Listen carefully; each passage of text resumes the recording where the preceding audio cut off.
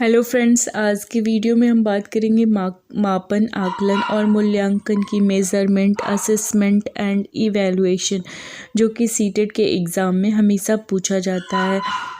तो चलिए देखते हैं कि क्या होता है मापन। मेज़रमेंट नंबर के हिसाब से बच्चे की योग्यता का निर्धारण करना ही आपका मेज़रमेंट मापन कहलाता है। मात्रात्मक पहलू से संबंधित होता है ये, ठीक है। तो आपको मेज़रमेंट समझ आया कि नंबर के हिसाब से बच्चे की योग्यता का निर्धारण करना ही मेज़रमेंट कहलाता है। नेक्स्ट देखते हैं आकलन। असेसमेंट क्या होता है? किसी के बारे में जानकारी इकट्ठा करने की प्रक्रिया आकलन कहलाती है, या टीचिंग लर्निंग प्रोसेस के दौरान निरंतर चलने वाली प्रक्रिया है। आकलन जो है वो अधिगम को इम्प्रूव करने की एक प्रक्रिया। असेसमेंट जो होता है वो आपके अधिगम को इम्प्रूव करता है, और आकलन जो होता है किसी के बारे में जानकारी इकट्ठा करने की जो प्रक्रिया, जो प्रोसेस होती है, उसको आकलन, असेसमेंट कहते हैं। आकलन दो प्रकार का होता है। चलिए देखते हैं आकलन दो प्रकार का होता है। कौन कौन सा होता है? रचनात्मक आकलन, योगात्मक आकलन। फॉर्मेटिव असेसमेंट और योगात्मक समेटिव असेसमेंट। चलिए देखते हैं इनके बारे में। जो आपका फॉर्मेटिव असेसमेंट होता है वो पढ़ने के दौरान किया गया आकलन, यानी कि पढ़ाई के दौरान जो आकलन पढ़ाने के दौरान किया जाता है वो होता है आपका क्या बोलते हैं इसको, फॉर्मेटिव असेसमेंट या रचनात्मक असेसमेंट होता है ये, ठीक है। अब देखते हैं आपका समेटिव असेसमेंट। समेटिव मतलब साल के अंत में किया जाने वाला आकलन। योगात्मक आकलन जैसे वार्षिक, अर्धवार्षिक एग्ज़ाम जो होता है वो आपका होता है समेटिव असेसमेंट, योगात्मक आकलन। समझ में आया? अब देखते हैं हम अब हम कुछ चीज़ें बताने वाले हैं जो कि एग्ज़ाम में पूछा जाता है। Assessment of learning, assessment for learning, assessment as learning. तो असेसमेंट ऑफ लर्निंग मतलब समेटिव असेसमेंट का ये पार्ट है एक। असेसमेंट ऑफ लर्निंग मतलब सीखने का आकलन। असेसमेंट फॉर लर्निंग ये फॉर्मेटिव असेसमेंट का एक पार्ट है, ठीक है। सीखने के लिए आकलन, लिखने के लिए नहीं, सीखने के लिए आकलन। और लास्ट है असेसमेंट एज लर्निंग, मतलब सेल्फ जो होता है सीखने के रूप में आकलन होता है, वो होता है आपका असेसमेंट एज लर्निंग। तो ये सीटेट के एग्ज़ाम के पॉइंट ऑफ व्यू से बहुत ही इम्पॉर्टेंट है, इसलिए मैंने बता दिया। आगे नेक्स्ट देखते हैं हम इवैल्यूएशन। किसी विषय वस्तु के बारे में उनके गुण दोषों का विवेचन करना और उसके संबंध में सही निर्णय लेना ही इवैल्यूएशन या मूल्यांकन कहलाता है। यह मात्रात्मक और गुणात्मक दोनों होता है। मात्रात्मक भी होता है और गुणात्मक भी होता है, याद कर लीजिएगा। इवैल्यूएशन मात्रात्मक और गुणात्मक दोनों होता है। अब देखते हैं इवैल्यूएशन हो गया आपके। अभी ये पूछा जाता है सतत और व्यापक मूल्यांकन, यानी कि कॉन्टिन्यूअस कॉम्प्रिहेंसिव इवैल्यूएशन क्या होता है?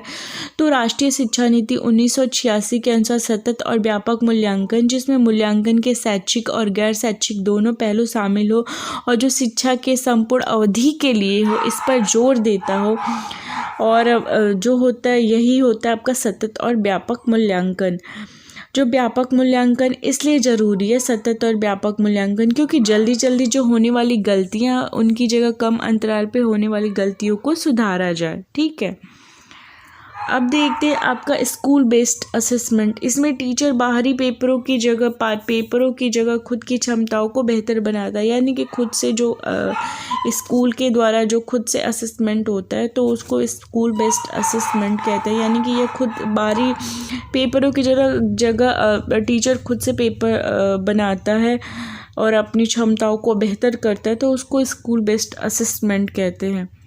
अब देखते हैं मूल्यांकन की विशेषता। इवैल्यूएशन की विशेषता होती है वैधता होती है, विश्वसनीयता होती है, और अब क्या बोलते हैं आपकी व्यवहारिकता होती है,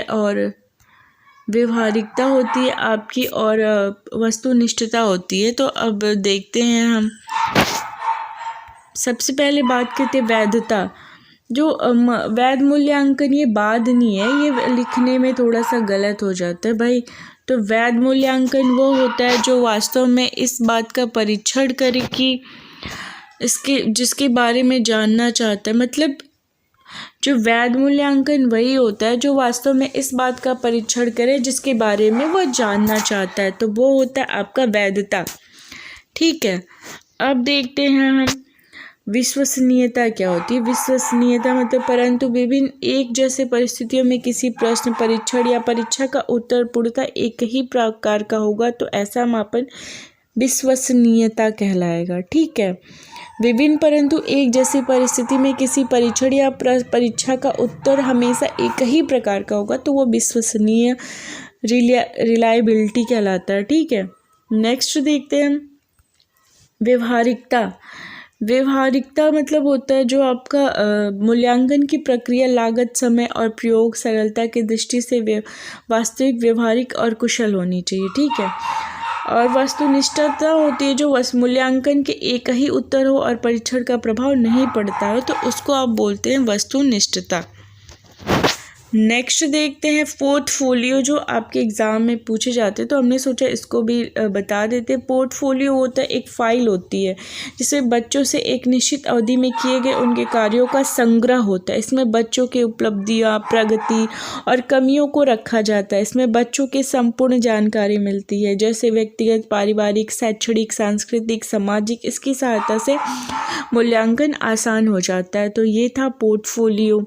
अब बात करते हैं रिकॉर्ड्स की। रिकॉर्ड्स भी पूछे जाते हैं एग्ज़ाम में तो हमने सोचा इसको भी बता देते हैं। रिकॉर्ड्स एनेक्डोटल होता है जो उपाख्यानात्मक रिकॉर्ड करते हैं। इसमें बच्चों के सभी तरह के रिकॉर्ड रखे जाते हैं जैसे बिहेवियर, स्किल, एटीट्यूड, ये सारे रखे जाते हैं। ठीक है, और ये एक होता है कम्युलेटिव मतलब संचय रिकॉर्ड करते हैं। क्लास से संबंधित रिकॉर्ड रखे जाए जैसे एकेडमिक, अटेंडेंस। तो फ्रेंड्स ये था आपका, ये क्या बोलते हैं, मापन, मूल्यांकन और आपका असेसमेंट।